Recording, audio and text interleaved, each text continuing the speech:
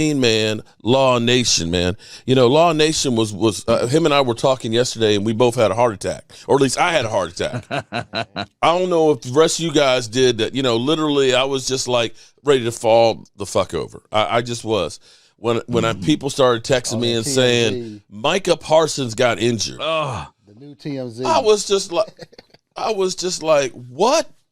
Yeah. And I was looking around and trying to figure out what the hell. I'm like, oh, man, you know, the injury bug's been rough to us this year.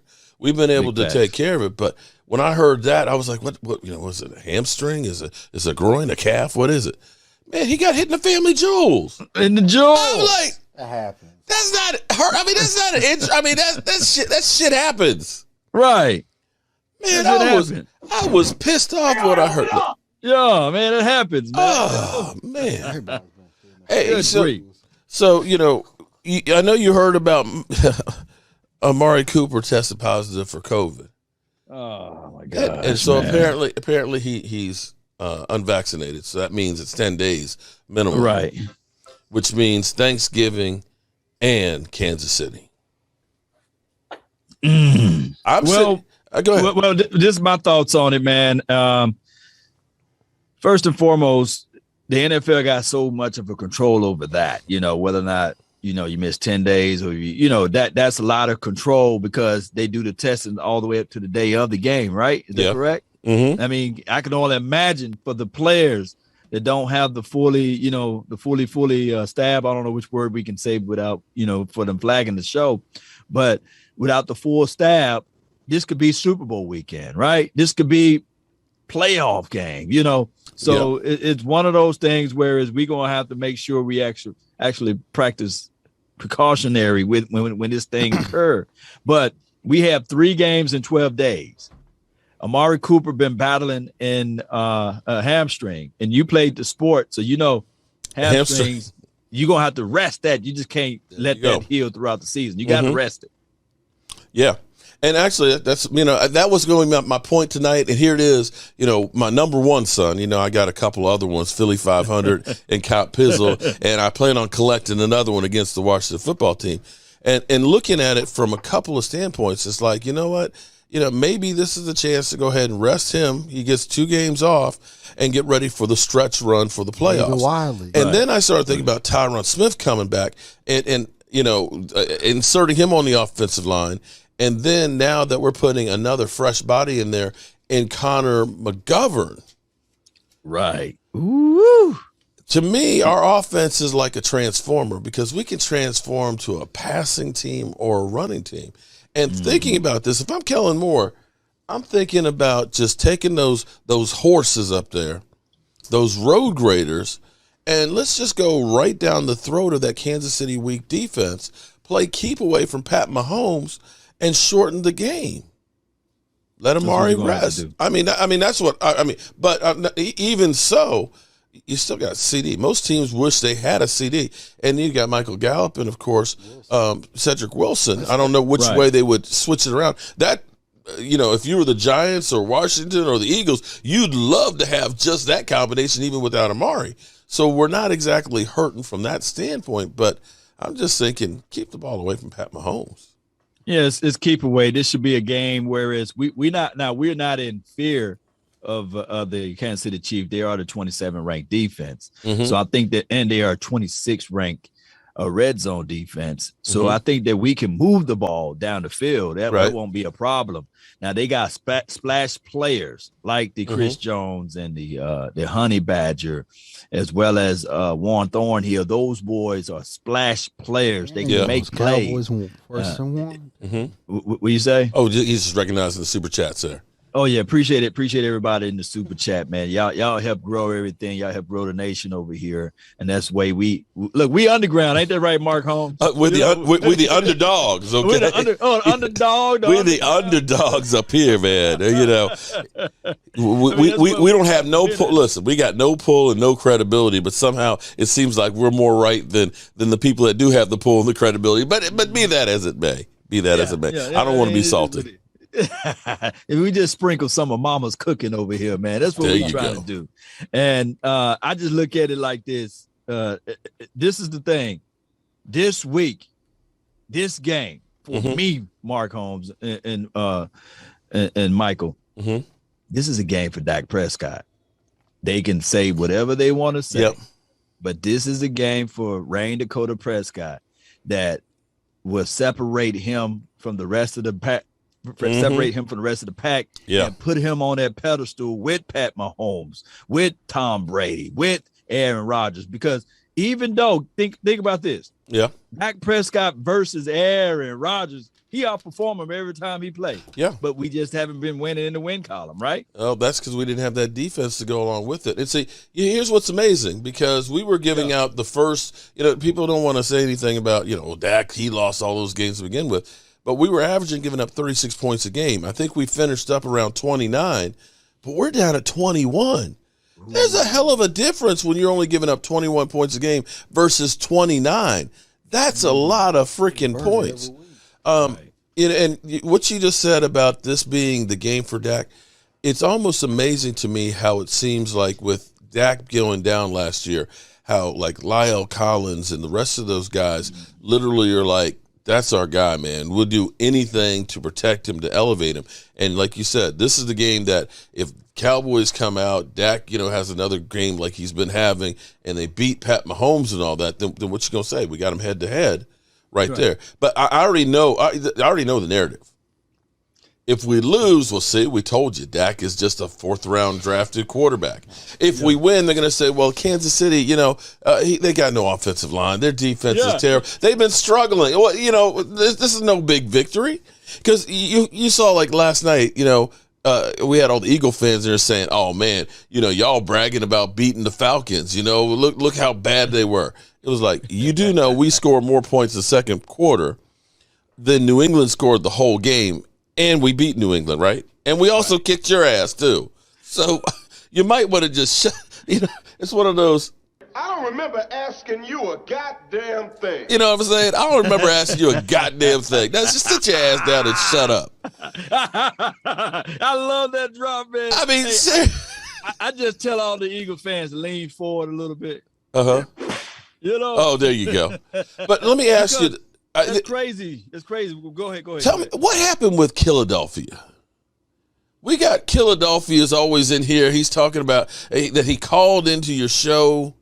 And I'm just, he always comes. Usually he's like Beetlejuice. If you say Philadelphia, he ends up showing up. He's just like the stupidest. He's always talking about, I guess you got a VCR so you can watch the Cowboys' old games and stuff. But he swears that he ended up coming on your show and educating you or some crazy shit like that. I'm like, no, bro. That didn't happen. Wow. The Stockholm syndrome is when the person that's being kidnapped, they found comfort with the person that kidnapped them and the person that brutalized and beat them down and made them their dad. Like I'm his daddy. We know about that. So he continued to knock on the door and say, "Daddy, why don't you love me?" Oh, snap! And he creates multiple accounts, by the way, and have the same vernacular with the emojis and everything. And all I can say is, man, come to me when it's Eagles week. Don't come to me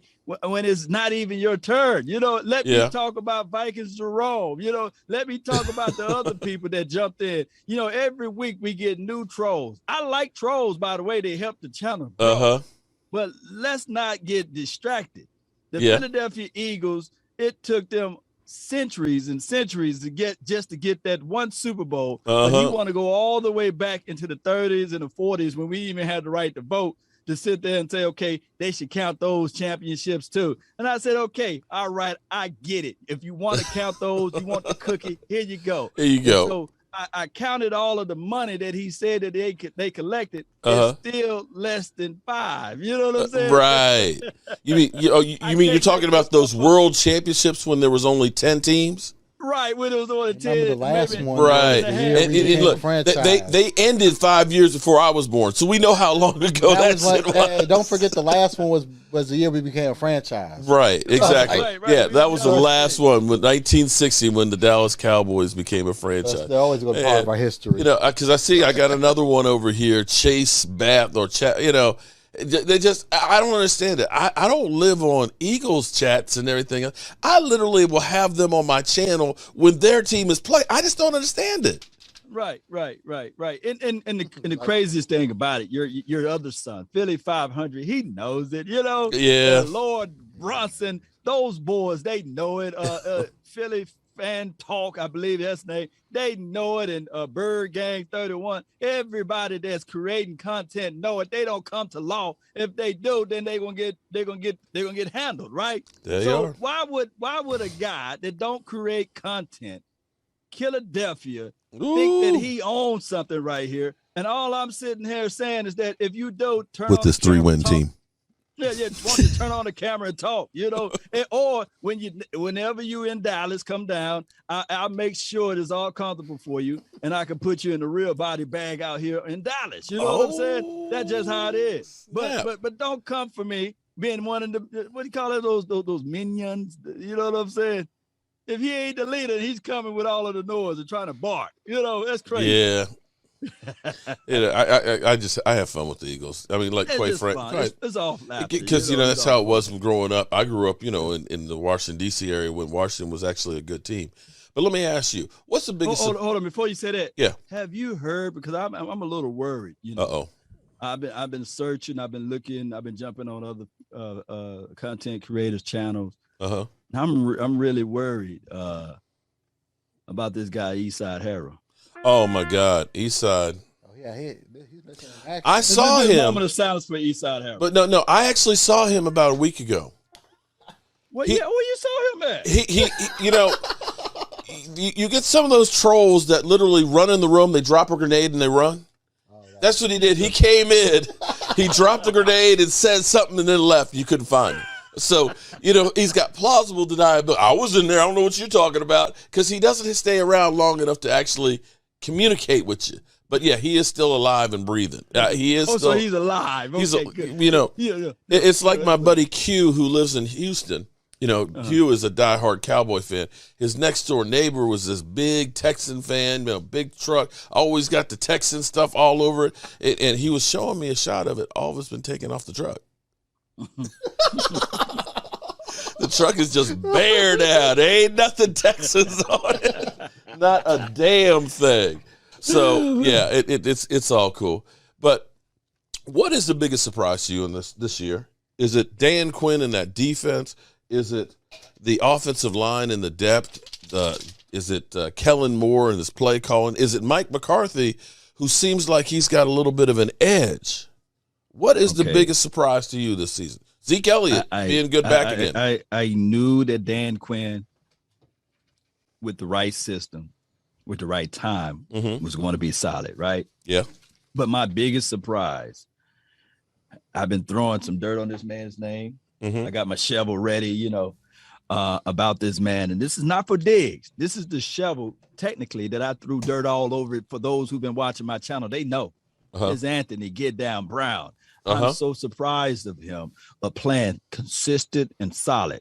The other person that I'm very surprised of, and I didn't see him. I knew that he was going to be a good guy in the system, but I didn't think that he would be that good altogether collectively.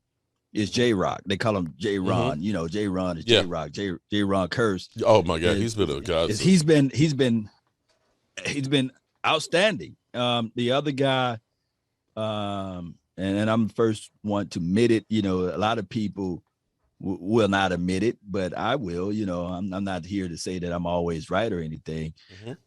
It's been the number 11 kid, Michael Parsons. I'm just looking at it like, wow. The moment we drafted him, I was like, whoa. I didn't really see a place for him, right? I wasn't a D1 Parsons guy, right? That means day one.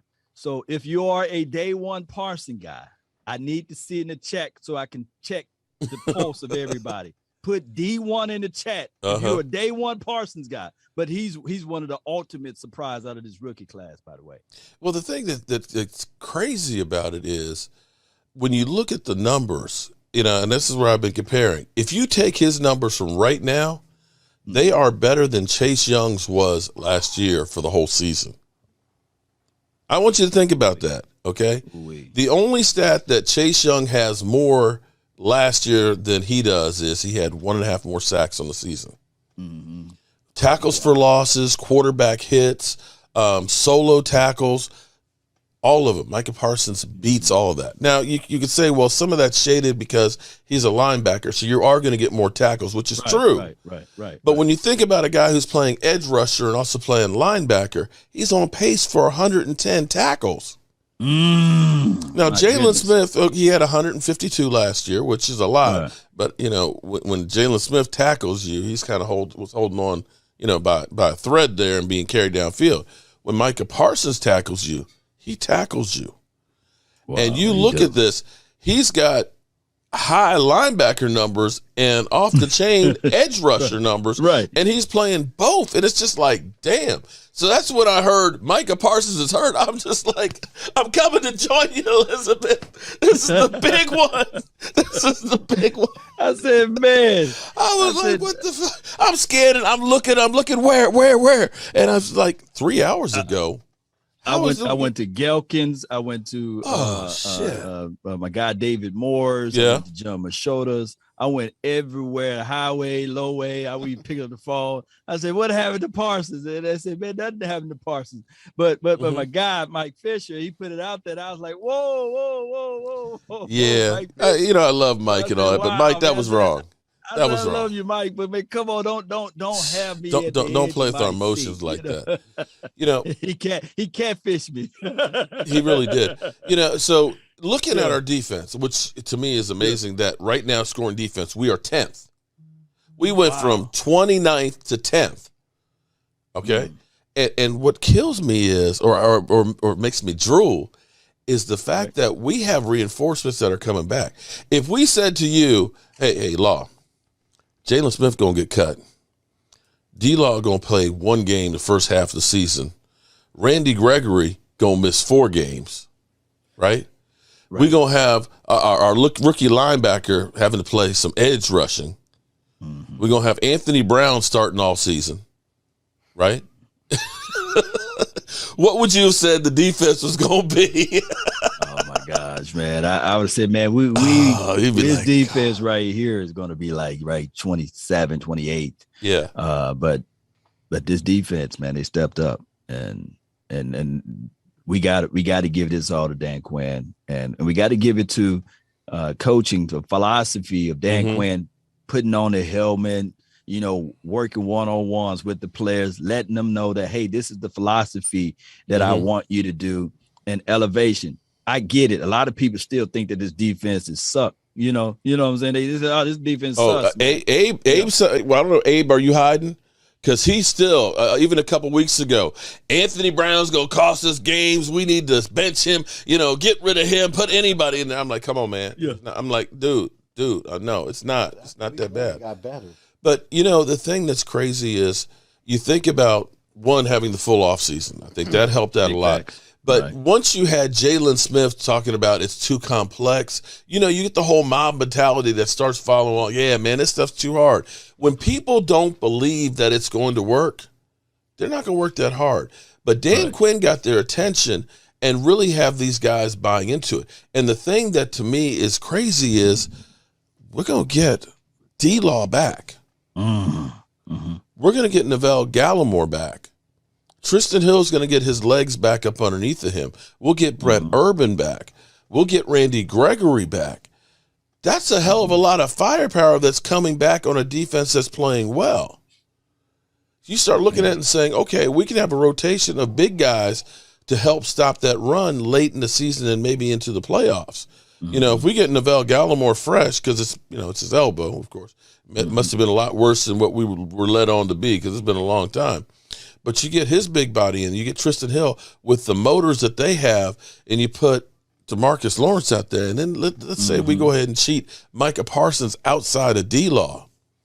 You going to tell me that a quarterback isn't going to shit his pants? Right. You see D-Law out there and Micah Parsons outside of him, and then a Randy Gregory? That's coming for your ass? Shh. Mark, there's three defenses out there. there's this defense that's in September, October, and a lot of people, you play football and they yell out, wait till it get cold, you know? Yeah. And when it get cold, that's a whole different style of defense, right?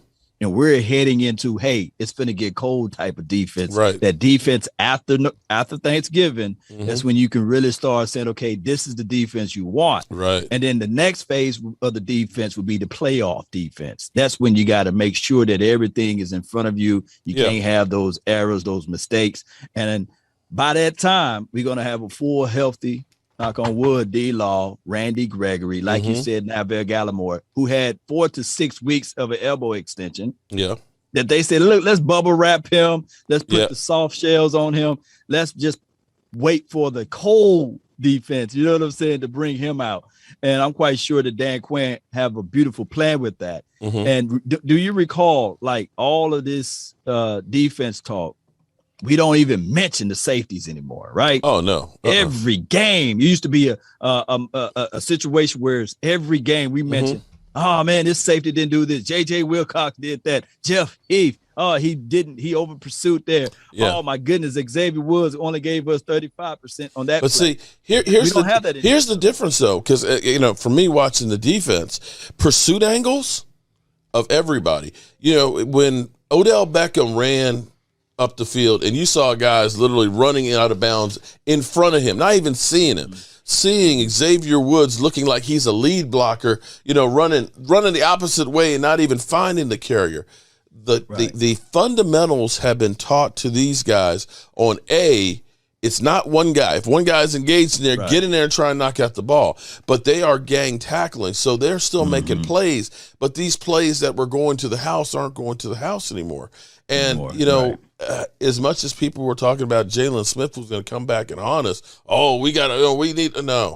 you see the difference of how right now Leighton Vander Esch is playing. It's under the radar because everything is Diggs as well as Micah Parsons. But he's playing really, really well. And surprisingly, knock on wood, ain't been injured. Yeah, I'm not going to wood with that. Like I said, people, it's almost like, oh, he's on the team, right? Oh, he's playing on the field. So you got all these guys that are there collectively playing well. And the biggest point, I think, that I have to give credit to the Cowboys front office is because we have so many guys that are on a 1-year deal. Everybody's playing for their football life to either be a Cowboy or audition for another team. And so, Doc Walker used to say, it's hard to be hungry when your refrigerator's full. Right. So, oh my gosh. So you start thinking about it. It's like, man, I got to play good if I'm going to be here. But, if you're the top dog and, you got that big contract, shit, man, what they going to do? They going to bench me? They ain't got nobody.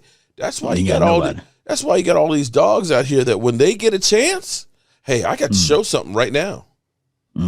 So when we lose somebody, hey, this is my opportunity. And guys have been taking advantage of that. Man, you know what? You right on the money. And shout out to you, Sadiqa. She just sent me a text. Hey, Miss Charles, what's up? Yeah, Sadiqa. Hey, so this is the thing, Mark. Oh, let me grab Mary Lon too. What's up, Mary Lon? All the ladies. Oh no, man! I don't mean to brag, but the ladies, all the lovely ladies, always hang out here on the Joe Boo Sports Report. Because they come in with the perfume and they freshen the place up. You get too many guys up in here, get a little bit funky. You need some of the sweet ladies to freshen it up. Right. No sausage fest over there. There you go. All ladies. Oh, and there's Benita. Benita, what's up, Benita? Hey, how you doing? But I'm so proud of how this defense came together because last year was painful just watching this defense. Right. Having played defense, having seen all of the great Cowboys defense, seeing those guys and hearing Xavier Woods, nobody gives 100%. It's like, dude, you got the worst defense in football. That's the last thing your ass needs to say. That's just the last thing. Man, this last thing indeed. But what I like about everything is, like you said, steel sharpen steel, iron sharpen iron. Right. And Coach Mike McCarthy created that culture now because when they were saying that, what was it, last year or was the year before last, when Jerry Jones said, hey, Jalen is the cornerstone of this defense. I mean, God, dog, and it was kind of like the cornerstone, like no way. And see, he believed that because that's where he was like, those who know, look at the film. Yeah. Okay. Yeah. But and we removed all of that biasness, and we was like, hey, we love Jalen. We do. I'm quite sure if you had a chance to talk to Jalen, you would even say, hey, man, you would put him up. He's the type of guy that you would put up with your cousin, Mm-hmm. with a lady friend, a daughter, or what have you, because he's a good, upstanding model citizen, right? He can do no wrong as it relates to that. He's an upright guy, right? Right. So everybody loved the story of Jalen Smith, right? And he was infatuated. Well, people got infatuated with the fact that, hey, this is Jalen. Hey, he battled through. He's positive and all of this stuff. But they don't win you games on the field, Mark, right? Right. And I don't know. I honestly don't know that he gets another gig. Well, he had his cup of tea or a cup of coffee in With Green Bay. Yeah. And you know that they was looking for help. They were desperate on the defense, for linebackers. Yeah. Yeah. And then they were like, nah, dog, he can't flip and turn. He can't get upfield. Yeah. I mean, he probably can put his hands down in the dirt and just be an edge rusher, but they didn't have time to do that experience in the middle of the season. Yeah, it's sad. And I tell you what, I think that you're going to find the same thing is going to happen with Odell. I think Odell, it was crazy watching that game because here it is. You just got to town, and the one guy you see just talking. It looked like everybody just kind of tuning him out. It's like, wait a minute. You just got here. We were in the Super Bowl a couple of years ago. What the hell have you ever done? How you got the nerve to be trying to talk? And he didn't. He don't look like he's right. I don't think his body is really right anymore. Right. Oh my gosh, man. There's the old saying that the old folks say all the time, not everybody's lying. Mm-hmm. Right. So somewhere with Odell Beckham, he may be a damn good wide receiver. He may have good routes or he may can high point the ball and do all of those things. But somehow the smoke is following him. Mm-hmm. And his most claim to fame was against the Dallas Cowboys on a play that he caught that they lost, and got hurt. And proceeded to get injured. He got hurt too. I was there. I was there on the end zone. We were nosebleed where we had the game-winning touchdown catch in there. Yeah, I was there. Let me ask you this: which play was more remarkable, the Cole Beasley play, or that catch by Odell? I'm gonna say the Cole Beasley one. I'm gonna say the Cole Beasley one because I hate Odell. Yeah, I just. But it was, both of them were great catches, and I'm not trying to take anything away from him, but right. He has literally lived off of that one catch. It's never been anything else in that. But now, as we go through, we've heard all the polls and all the experts and things like that. Do you think the Cowboys have a chance of getting that number 1 seed, and why? I mean, they got every chance possible right now. We will see how the Cards play this weekend. Right? Do they play this weekend? I think D-Hop, he's injured still, and Kyler Murray, he's battling through that injury.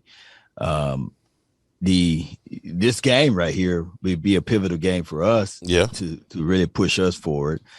Shout out to the Eagles. They got some type of reemergence of life, right? so that at least put a little fire under us. Oh my God! Right? Yeah. But they actually helped us on that one. They actually helped us, yeah. But the Rams, Washington actually helped us too. Washington team too. They quiet this year now. All of a sudden they start backpedaling. Like the late great Gregory Hines or Dion now. They backpedaling, tap dancing around, with everything. But that's okay. Well, here's what the good news is. Okay. Of course, we got to play the Cardinals. Okay. But the Cardinals losing last week, that means they've been brought down to 2 losses. We beat them. That means, we're up on them. Provided we beat Kansas City, we have the Rams that still have to play the Packers, and they also have to play the Cardinals. So you've got those 3 teams almost like a circular firing squad. Somebody's got to lose in there. So that's either going to knock down Green Bay, the Rams, or the Cardinals. One of those guys are going to come downhill. Hopefully it's the Green Bay Packers, because we already got the Rams. The Rams, they've got Matthew Stafford of the Lions is reemerging now. He's got his wife throwing a bagel at the 49er fans. Wow. Did you hear about that? No, I didn't even hear about that. Wait. His wife, I guess she didn't want to be outdone by Pat Mahomes' wife and brother. So during the game, she threw a bagel at a 49er troll. My first response was, what the fuck? How you eating a bagel at a football game? Right. Who the fuck eats a bagel at a football game? I mean, a hot dog or a hamburger. I mean, a bagel? It's L.A. What the fuck is that? Oh, it's L.A. Yes, L.A. Like wine and cheese. I was like, this is some crazy stuff. So, you got that whole dynamic right there. I think, Tampa Bay all of a sudden, and Tom Brady, when you saw the interview with Tom Brady, he looked like he was a homeless man coming off the street. With the hoodie and stuff on, I was like, damn, he really beginning to look old right now. So they've kind of come down to earth. They've got a bunch of injuries. Green Bay, Aaron Rodgers, they got the victory over Seattle, and Russell Wilson just does not look – I think he came back too soon. But Green Bay, they're not exactly raising any hell. I know a lot of teams have them as the number one team. Let me ask you this, though, on the Green Bay. Is it a away game or a home game, them versus the Minnesota? I'm not sure on this. Wait a minute. I think if it's a home game, I think Minnesota could sneak one. Well, the division games are always tough. Right. And they said Kirk Cousins, he's been hot. It's in Green Bay? No, it's in Minnesota. Okay, it's in Minnesota. Okay. Come on, Vikings are wrong. Wherever you at, come on. You mean we got to root for Kirk freaking Cousins? Ah, man. Okay. I don't know about how much hope that is. Wait a minute. 18 touchdowns, 2 interceptions, something like that. They were saying 3 interceptions. They said he's on one of his better careers. Okay. Okay. If you say so, I'll take your word for it, bro. I'll take your word for it. But I can be a Kirk Cousins fan for a weekend. I can definitely do that. Minnesota's home. Stanley says Cousins beats Packers. Mark, you talking like y'all won't lose any more games. L.A. Rams take. You know what? L.A. Rams take. You guys were talking about like that. Where's Ramalama? Where is he's a Rams fan. He used to say Ramalama, Matthew Stafford ready to roll MVP. Now Sports Report. Sports Report. Report. Matthew Stafford ready to roll MVP. I was like, okay. But I'm just saying, I'm sorry, I lost your name, Ram man. That you have a chance. You just don't know. Right. What you going to do? And I think that loss to Denver was a galvanizing loss where the guys are like, oh, shit, you know what? We got to show up. We can't take this shit for granted. You saw how Dak came out. Dak was like, keep this shit simple. Basically, we're going to kick their ass, okay? We're going to kick him in the nuts, right? Right, Micah? We're going to kick him in the nuts. Oh, shit. But, I hope we can keep this thing going and rolling. Man, I just blame it, man. It was red stripe, man. That would really threw everything off, it was red stripe. Don't forget the Undertaker. Don't forget the Undertaker. The Undertaker, Yeah, we went under on that one. But, the thing that's crazy to me is how Cowboy fans will immediately, at the first sign of trouble, will be the first ones to dump the team and told you we suck. Man, look at that game. It's like, I think that might have been the longest winning streak in the NFL this year, isn't it? Probably so. We didn't lose in 2 months, man, or 3. That's what I'm saying. We had like 6 games in a row. The Patriots are number 2 or 4. Yeah. So I'm like, it's probably number 1. When you saw the Bills lose to the Jaguars, you saw the Rams losing to Tennessee, and then of course to the 49ers. You saw New Orleans beating Tampa Bay and then losing to Atlanta. So it's kind of like everybody loses some games at some point. You got to stop with this whole, we just suck. Nobody's going to win all of them. Nobody's going to. What got me was when they said same old Cowboys. No, it's not the same old Cowboys. Because I tell you why it's not the same old Cowboys. Because I remember going into Atlanta a couple years ago, we lost basically 2 players, Tyron Smith and Sean Lee. The defense went from giving up only about 85 yards on the ground to 180. We had Tyron Smith with Chaz Green coming in, and Chaz Green giving up 6 sacks, and the team giving up 8, and us not learning how to adjust. And see, that's the thing that is amazing to me is Kellen Moore, I think he'll almost try anything. I mean, he will. When you literally see Connor McGovern, and La'el Collins in like a wishbone out there. And then they throw it down the 15, 20-yard out to CeeDee Lamb. He is giving defensive coordinators the nightmares of, what the fuck is that? What are they going to do? What is that? Yep. Because you just don't know. And you got to look at that. One, you got the horses for it. The other thing that's truly different about this is the depth that we have right now, the depth on the offensive line. To be able to lose Tyron Smith for a game or 2 or 3, to be able to lose La'el Collins for 7 games, to lose Zach Martin even. This offensive line has still been able to perform really, really well, with the exception of Denver. Is the only game that you looked at and said that the offensive line played subpar, or at least below average for what they normally do. And they gave up wholesale changes. You flip somebody from right tackle who never played tackle. left. Yeah. So right. With and bringing La'el Collins for his first start in 7 weeks. So that's kind of expected. But then everybody had a bad game that game. That game was just it was just bad Muchu on that game. I still don't know what the fuck happened. Somebody stole Joe Boo Rum, man. Yeah, but you feel pretty good. So you think that? Are you telling me there's a chance? Yeah, there's a chance, man. There's a chance. We still average north of 30 points a game, and I'm quite sure that we played the game without even CeeDee Lamb, and we were able to move the ball, right? And it was just Amari Cooper. And we've seen games where they made the necessary adjustments when we thought everything was going to cave in without D-Law, like you mentioned earlier, and without Randy Gregory. And then you see a kid that wears number 1 on the back, of his jersey, show up and show out. So this would be a game whereas you bracket cover Tyreek Hill, you keep the safety over the top on him, of course. You keep the guy underneath. With J-Ron Curse, you say, hey, find Travis Kelce, you jam him.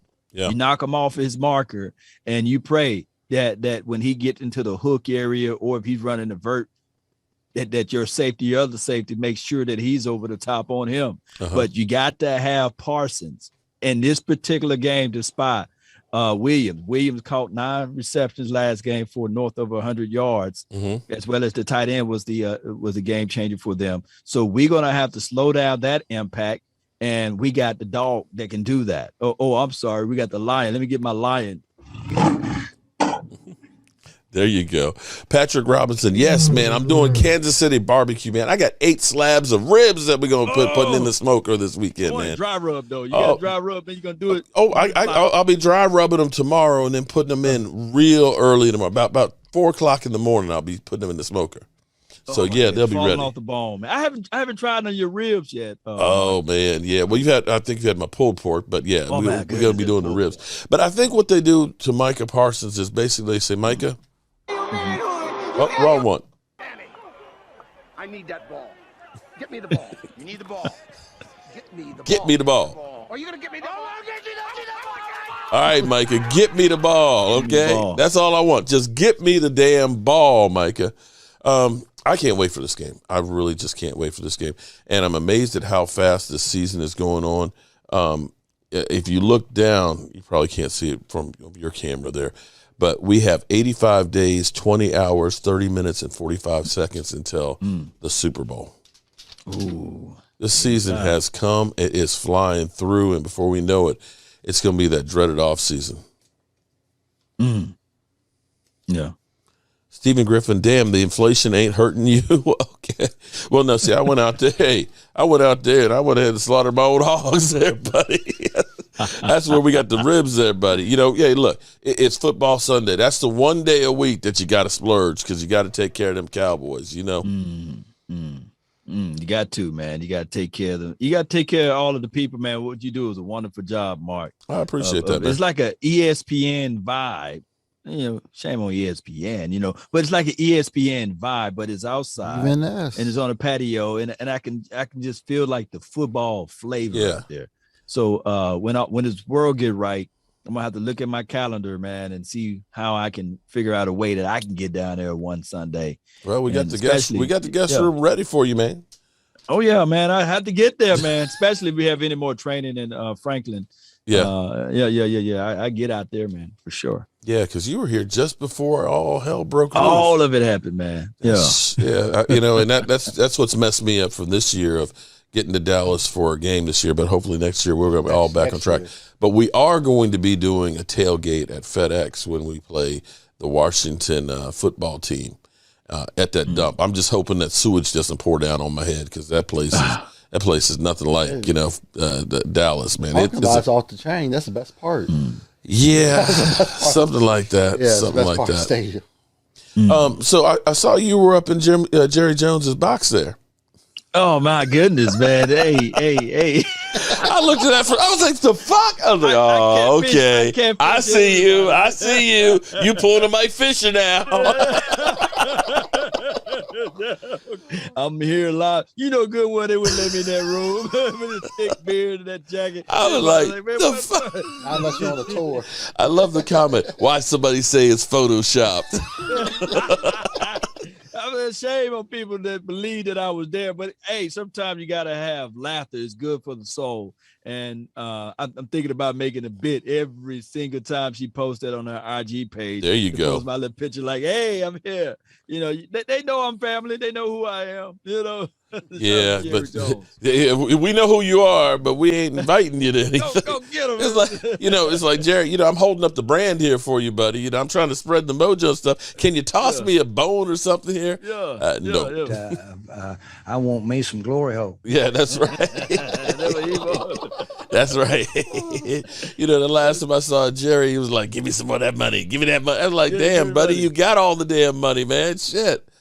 But this season so far has been so good, man, and I've just been kicking back and trying to enjoy it because seasons like this. What's your thoughts on this guy, Johnny Bones?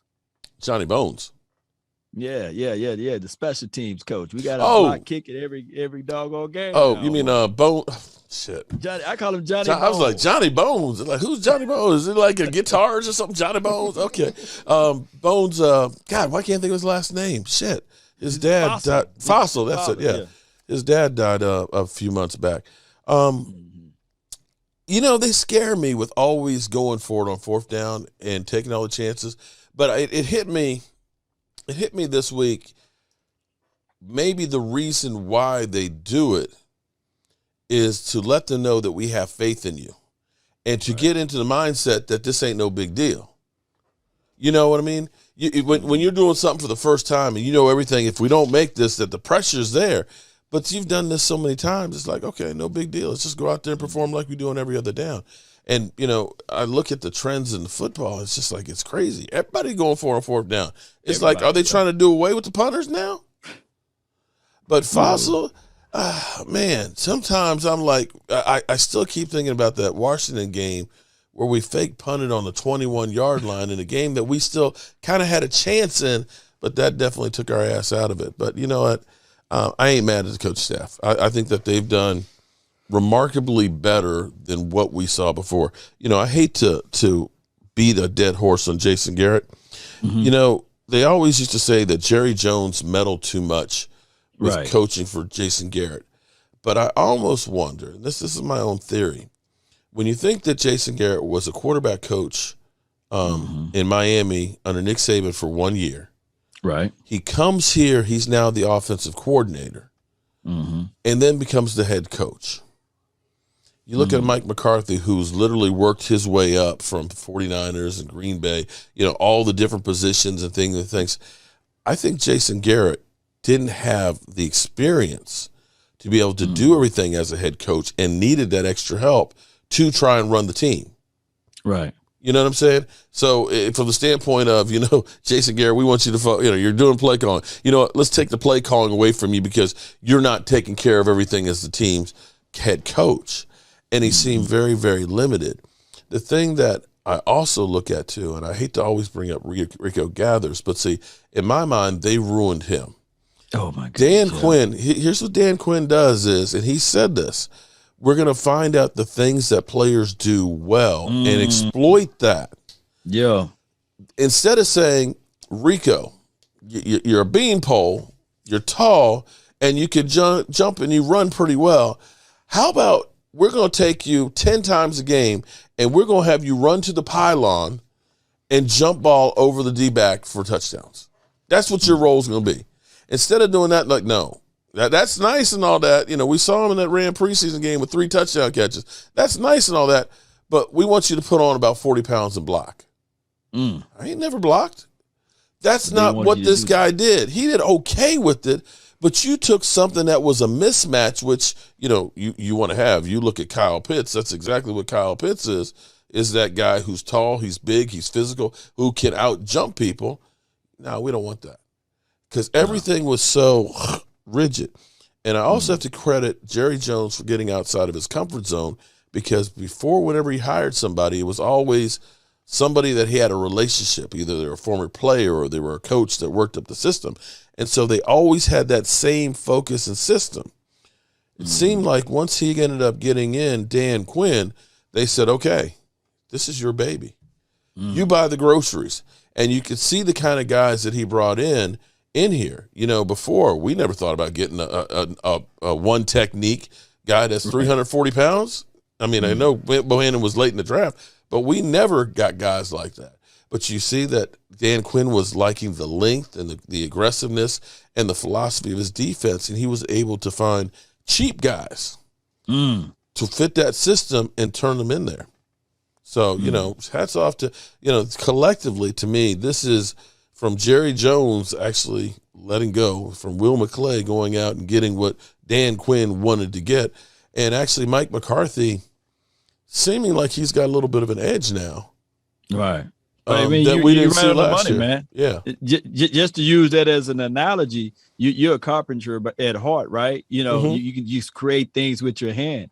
And if you would rather or have a 2x4 that's too long versus one that's too short, when you're building, is that correct? Right. A lot easier to cut a little more off of it than it is to put it back on it. Right. So that is what Dan Quinn is looking at.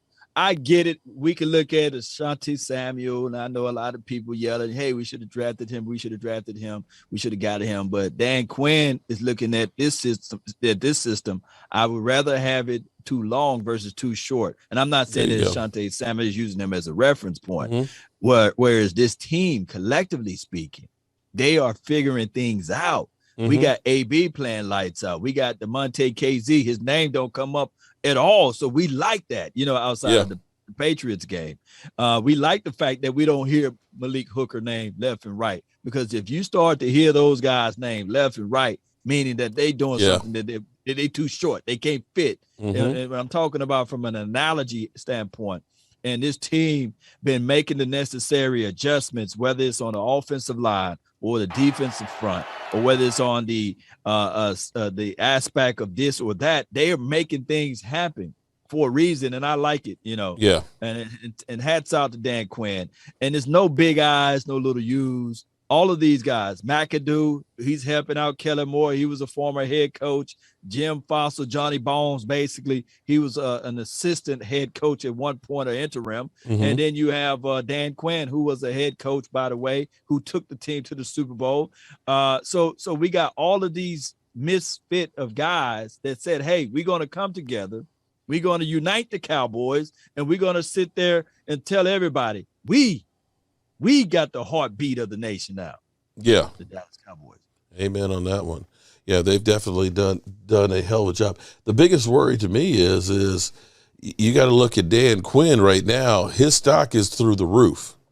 You see how bad now Atlanta is crashing and burning.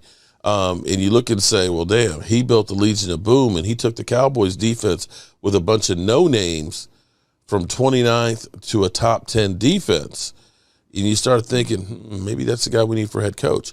The big question I have is, and knowing that, like you said, being a carpenter, I've been, owner of my own business and company, and I've had 25 people, and we're building 80,000 square foot warehouse. Ooh. And instead of being the guy that's down in there working and building, I'm having to oversee, do the paperwork, and I hated it.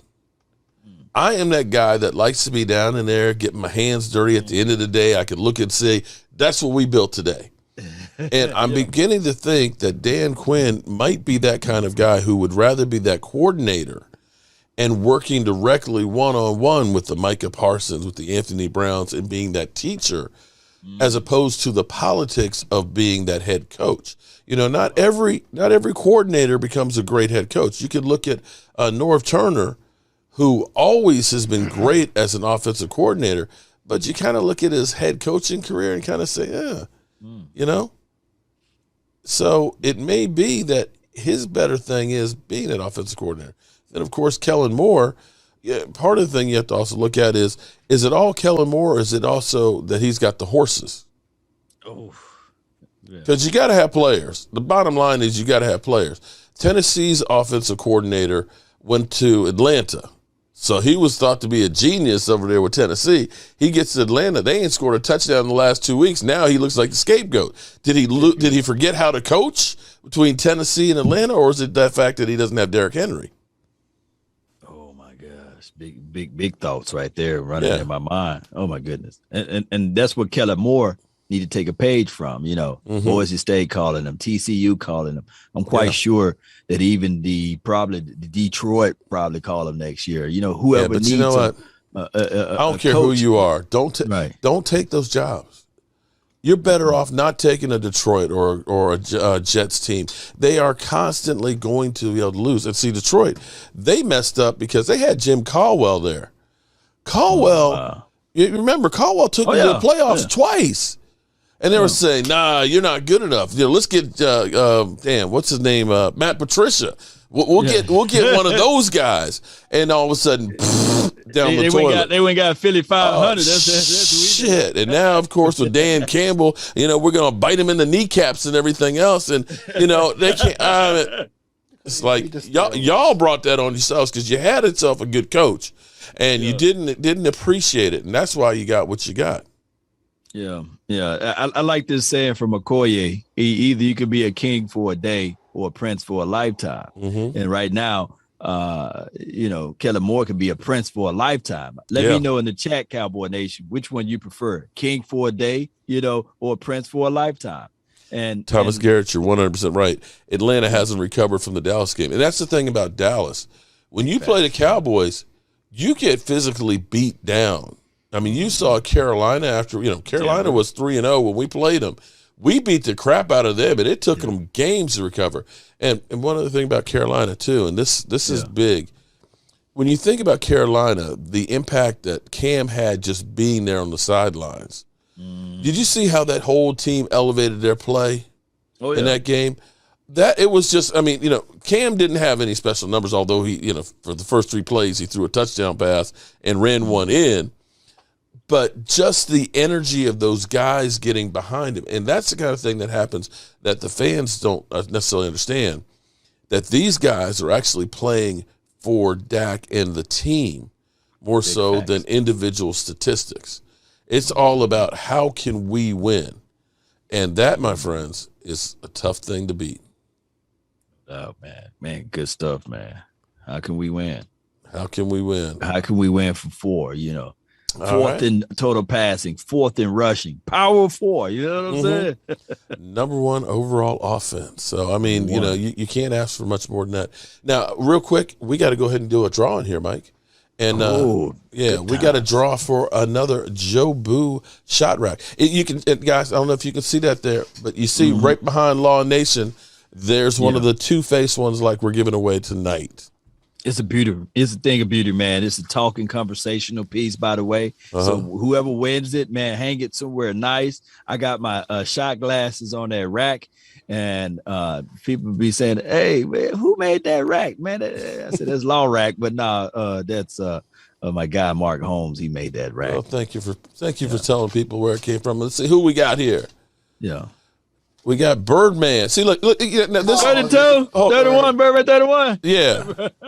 Well, Birdman 951. Okay. So wait a minute. You see, an Eagle fan is a channel member. He's not telling me. He's not okay. Now this Terrence Cartwright. Terrence Cartwright is our winner tonight. It was kind of funny because, you know, the tailgate members I give a small rack and 4 glasses to. And I sent one to this guy, Nick Capps. And he sends a picture back and it says, "What the fuck?" He's got a Washington helmet on his lap, and he's holding the rack like, why'd you send me a Cowboys one? And I'm like, wait a minute. Why are you a tailgate member on a Cowboys channel? How am I supposed to know that shit? So what you gonna do, Mark? You gonna give some horse manure? You gonna paint one side? Oh manure, man, one side green. Or maybe I'll just pack it with some horse manure and send it to him. No. Do it right. Do the Philadelphia green and the white, and then draw some droppings on there. See, Philly 500. You know, here's what's funny is Philly 500 doesn't know. I sent him one of the Joe Bardys, Eagle colors. I went to the autograph signing show, and I got Miles Sanders and I got Hurts to autograph it. And I sent it to him. And, man, he was so happy. Oh, my God, I can't believe you got that. It's like, you know, Joe Boo put the kiss of death on that, right? You know, we got some bad mojo on your guys there, right? Yeah, that's why he tell you to keep that away from me. Yeah, sure did. Yeah, or his girl. She gave me the side eye. What's this Cowboy fan doing here? I'm like, just be cool. Just be cool. But now we just have a whole bunch of fun and stuff. But Law, tell everybody where to find you. Not that everybody already knows where you. I don't even know why I even say that shit. Law Nation Sports, man. Law Nation, you just type it in. And it's on Facebook, Twitter, Twitch, and as well as YouTube. I really appreciate you, Mark, for having me on this beautiful show, man. I had a great time. Oh, man. I always have a great time and stuff. Like I said, I got to get back to Dallas. You know, the whole COVID thing just kind of messed up everything. But, you know, guys, between Law and Vosh, they were the real innovators that literally what you're beginning to see on ESPN, the play breakdowns and things like that, that was created by these guys right here, and they literally just stole it from them.